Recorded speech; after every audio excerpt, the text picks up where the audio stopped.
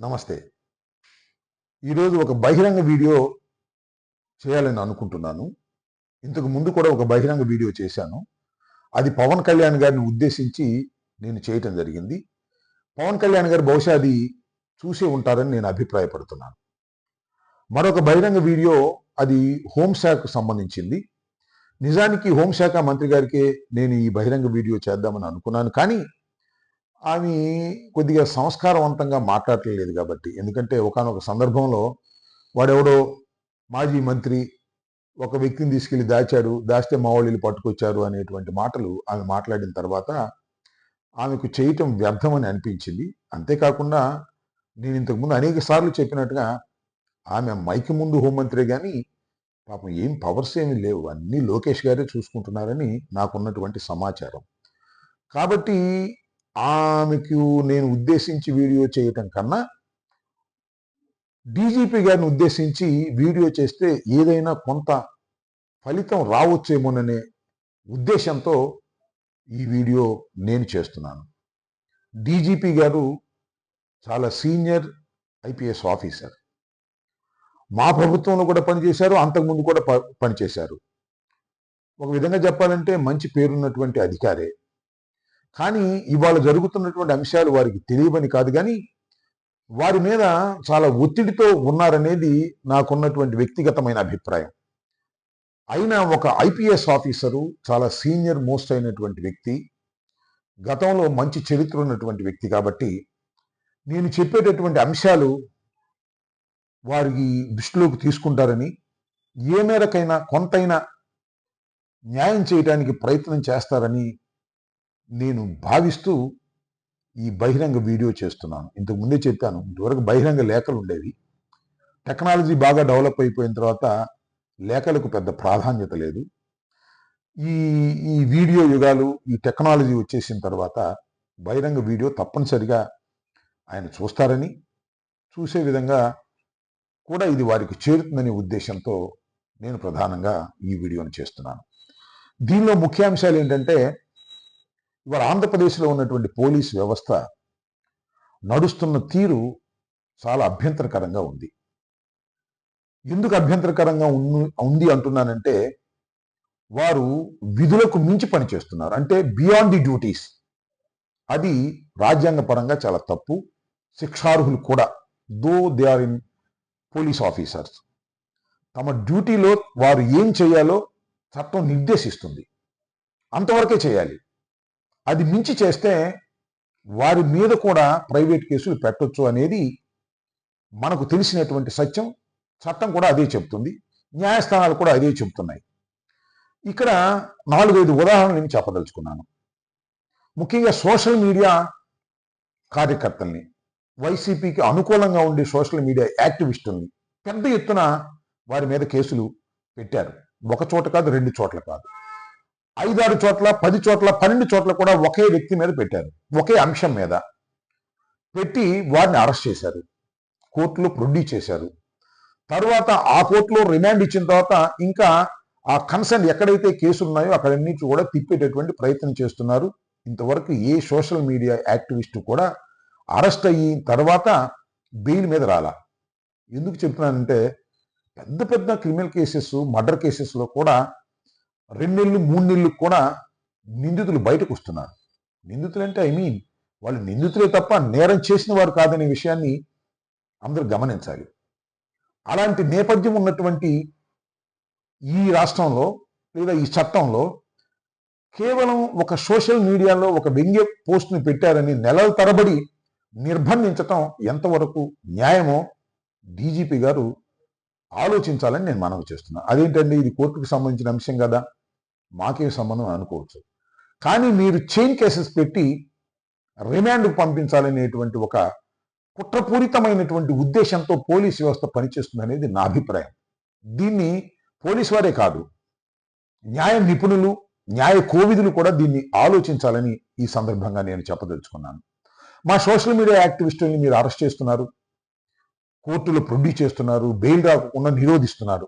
ఆ ఒక్క అంశం పక్కన పెడితే, ఆ అంశాన్ని పక్కన పెడితే, ఇక రెండో అంశం ఏంటంటే, వారిని నిర్బంధించి ఇల్లీగల్గా 24 hours దాటి నిర్బంధించి వారిని ఫిజికల్గా వేధిస్తున్నారు, కొడుతున్నారు. ఇది ఆరోపణ అని అనుకోకండి.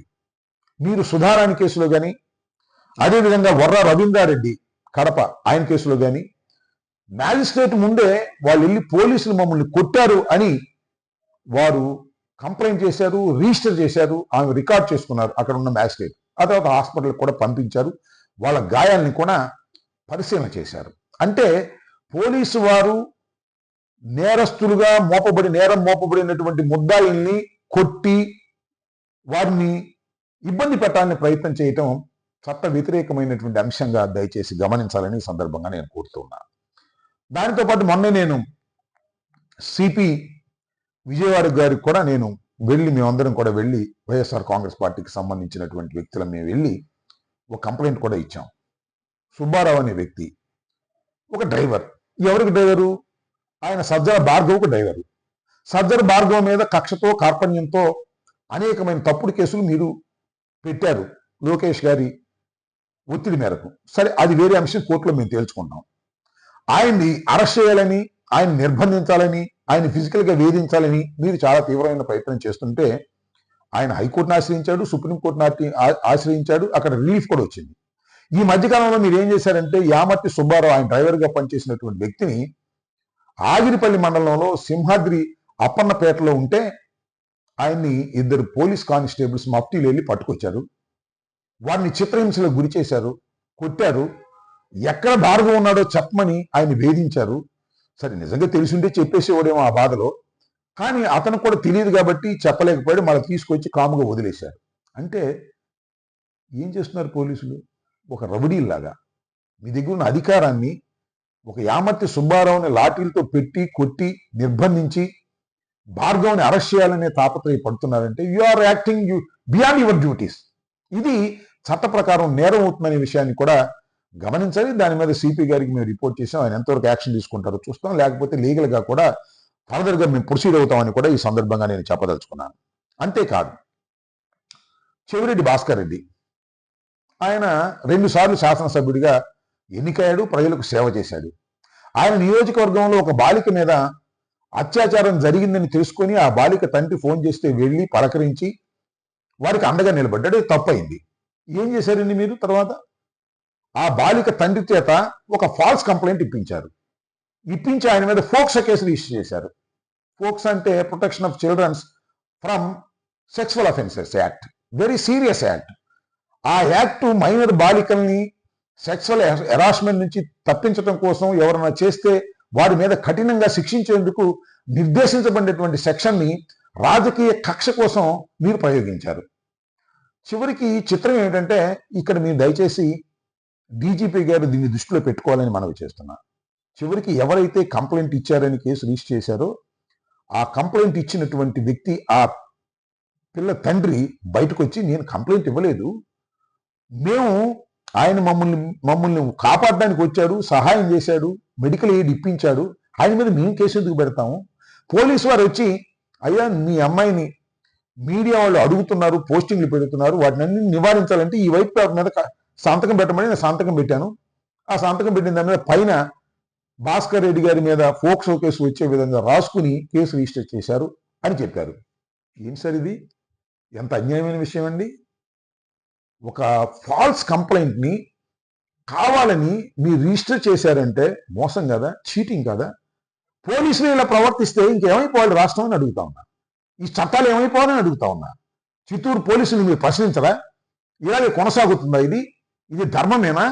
ఇలా చేసుకుంటూ పోతే ఇంక పోలీస్ వ్యవస్థ మీద ఏ విధమైన నమ్మకం ఉంటుంది? రక్షించవలసిన మీరే భక్షించేటటువంటి స్థాయికి వెళుతుంటే ఏమని సమాధానం చెప్పాల్సి ఉంటుంది? ఒకసారి ఆలోచించమని మనవి చేస్తున్నాను. అంతేకాదు, పూనూరి గౌతమ్ రెడ్డి మన విజయవాడకు చెందినటువంటి న్యాయవాది, సీనియర్ మోస్ట్ లీడర్, ఇంతకుముందు కమ్యూనిస్ట్ పార్టీలో కూడా పనిచేశాడు. ఆయన మీద కేసు పెట్టారు 307. సరే, కేసు పెట్టింది ధర్మమా కాదా, that is a different matter. దాని గురించి నేను చర్చించదలుచుకోలేదు, దాని గురించి మీ దృష్టికి కూడా తీసుకురాదలుచుకోలేదు. ఇక్కడ ఆయన ఇంట్లో ఆయన పట్టుకోవడానికి వెళ్ళారు. ఎలా వెళ్ళారండి? అర్ధరాత్రి పూట పోలీసులు మఫ్టీలు కొంతమంది, డ్రెస్సులో కొంతమంది వెళ్ళి డోర్ కొట్టి లోపలికి వెళ్తే పర్వాలా, బయట ఎక్కడి నుంచో ఒక కిటికీ ఉంటే ఆ కిటికీ పగలగొట్టి ఆ కిటికీలోంచి దూకారు. దూకి లోపలంతా వెతికారు. గౌతమ్ రెడ్డి గారి భార్య ఒక గదిలో ఉంటే ఆ గది తలుపు కొట్టారు. ఎలా ఉంటుంది సిచ్యువేషన్ చూడండి. ఆ ఒక్కటే ఉంది ఇంట్లో, ఎవరు లేరు, పిల్లలు లేరు, గౌతమ్ రెడ్డి గారు కూడా లేరు. ఒకసారి వచ్చి బెడ్రూమ్ తలుపు కొడితే అర్ధరాత్రి పూట ఆ మహిళ ఏమనుకోవాలి, డోర్లన్నీ వేసుకు పడుకున్న మహిళ కంగారు పడి బయటకు వచ్చింది. బయటకు వస్తే మేము పోలీసులు అని చెప్పారు. పోలీసులు అని చెప్తే నమ్మాలా? 2 గంటలు 3 గంటలకు వస్తే ఎందుకు ఇలా వ్యవహరిస్తున్నారు? ఇవన్నీ మర్చిపోతారు ప్రజలు? లేదా చట్టం మర్చిపోతుందా? వాటి మీద యాక్షన్ తీసుకునే శక్తి మాకు లేదా? ఇవాళ బహుశా బలంగా ఉండొచ్చు, ఇవాళ మా రోదన ఎవరు వినకపోవచ్చు, కానీ రాబోయే కాలంలో మా రోదన వినేటటువంటి వాళ్ళు కూడా వస్తారు కదా. కాబట్టి ఇలా మీరు బియాండ్ యువర్ డ్యూటీస్ మీరు ప్రవర్తిస్తూ చంద్రబాబు నాయుడు గారి ప్రభుత్వానికో లోకేష్ గారికో మీరు ఉపయోగపడే విధంగా, రాజకీయ కక్షలకు పోలీసులు ఉపయోగపడే విధంగా తయారవటం మంచిది కాదని నేను ఈ సందర్భంగా చెప్పదలుచుకున్నాను. అఫ్కోర్స్ ప్రభుత్వం ఏదైనా ఉంటే ఆ ప్రభుత్వానికి పోలీసు వారు అనుకూలంగా ఉంటారనే దానిలో నాకు ఏ విధమైన అనుమానం లేదు. కానీ బరి తెగించకూడదు కదా, ఫాల్స్ కేసు పెట్టకూడదు కదా, దొంగ సంతకాలు తీసుకుని కేసులు పెట్టకూడదు కదా. పోలీసులు కస్టడీలోకి తీసుకున్నటువంటి వ్యక్తుల్ని రిమాండ్కి వెళ్లే ముందు చిత్రహింసలు చేసి వాస్తవాలు చెప్పండి, అవి చెప్పండి, ఈ చెప్పండి అని చిత్రహింసలు చేయకూడదు కదా, కొట్టకూడదు కదా. వీటన్నిటిని మీరు దృష్టిలో పెట్టుకోవాలని కూడా ఈ సందర్భంగా నేను డీజీపీ గారికి ఈ సందర్భంగా నేను చెప్పదలుచుకున్నాను. అంతేకాదు డీజీపీ గారికి ఇంకొక విషయాన్ని కూడా నేను ప్రత్యేకంగా చెప్పాలనుకుంటున్నాను. ఏంటంటే అది, మీరు కంప్లైంట్స్ తీసుకుంటున్నారు, ఇమీడియట్గా రిజిస్టర్ చేసేస్తున్నారు. 1 కాదు 2 కాదు, జగన్మోహన్ రెడ్డి గారి మీద రిజిస్టర్ చేశారు. కాకినాడ సీపోర్టుకు సంబంధించి కూడా ఇమీడియట్గా ఆగమేఘాల మీద రిజిస్ట్రేషన్ చేశారు. నేను స్వయంగా వెళ్ళి నా కన్సర్న్ పోలీస్ స్టేషన్లో నేను సోషల్ మీడియాలో ఈ విధంగా మమ్మల్ని ట్రోల్ చేస్తున్నారని ఆధారాలతో సహా నేను ఇచ్చా. మా జగన్మోహన్ రెడ్డి గారిని కూడా ఈ విధంగా సోషల్ మీడియాలో మాట్లాడారని ఇచ్చా. What action you have taken?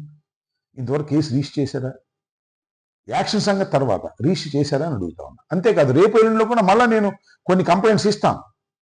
దాని మీద మీరు ఏమన్నా యాక్షన్ తీసుకుంటారంటే మీరు తీసుకోరు. అంటే ఒకరు మాత్రమే తెలుగుదేశానికి సంబంధించినటువంటి వారు ఇచ్చినటువంటి కంప్లైంట్స్ మాత్రమే మేము రిజిస్టర్ చేస్తాము, వైఎస్ఆర్సీపీకి ఇచ్చినటువంటి కంప్లైంట్స్ని మేము రిజిస్టర్ చేయము జెన్యూన్ అయినా అనేటువంటి సందేశాన్ని మీరు ఈ రాష్ట్ర ప్రజలకు పంపాలని అనుకుంటున్నారా, లేక న్యాయస్థానాలకి పంపాలని అనుకుంటున్నారో ఒకసారి ఆలోచన చేయమని ఈ సందర్భంగా నేను కోరుతూ ఉన్నాను.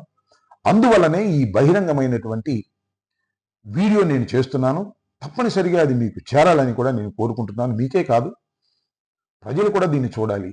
నేను ఒక్కటి మనవి చేస్తున్నా, ఒక వ్యక్తిని అన్యాయంగా అక్రమంగా సుదీర్ఘకాలం నిర్బంధించటం తప్పు. సాక్ష్యాలను తారుమారు చేస్తారనే ఉద్దేశంతో అట్టి పెడతారు కొంతకాలం, ఇన్వెస్టిగేషన్ కంప్లీట్ అయిపోయేదాకా. ఏం కేసులన్నీ ఏదో పిచ్చి పోస్ట్ పెట్టాడని చెప్పేసి నెలల తరబడి మీరు జైల్లో పెట్టేటటువంటి కార్యక్రమం చేస్తున్నారు. దీన్ని నేను ఈ సందర్భంగా న్యాయ కోవిదులకి, న్యాయ వ్యవస్థలో ఉన్నటువంటి వారికి, న్యాయవాదులకి అందరికీ కూడా మనవి చేస్తున్నా, దీన్ని పోలీసు వారు ఈ విధంగా చేయటాన్ని మనం ఎలవ్ చేయటం అనేది సమాజానికి మంచిది కాదని, అది రాను రాను ఒక అరాచకానికి దోవదీసే అవకాశం ఉంటుందని, ఒక దుష్ట సాంప్రదాయాలు ఒకసారి ప్రవేశపెడితే తర్వాత ఎవరొచ్చినా ఆ దుష్ట సాంప్రదాయాల మధ్యకే వెళ్ళాలనే ప్రయత్నం చేస్తారనే విషయాన్ని గుర్తు చేసుకుని మీరందరూ కూడా ఆలోచన చేయాలని, దీనిలో న్యాయం జరిగే విధంగా ప్రజలు కూడా చూడాలని, ముఖ్యంగా డీజీపీ గారు దీన్ని, ఎందుకంటే is an IPS officer, of course రిటైర్మెంట్కు దగ్గరగా ఉన్న మీ మనస్సాక్షిని ఒకసారి ఉపయోగించి ధర్మాధర్మాలు తెలుసుకొని కొంత న్యాయాన్ని చేయటానికి ప్రయత్నం చేయండి. మీరు రిటైర్ అయిపోయినా కూడా తృప్తిగా ఉంటారు.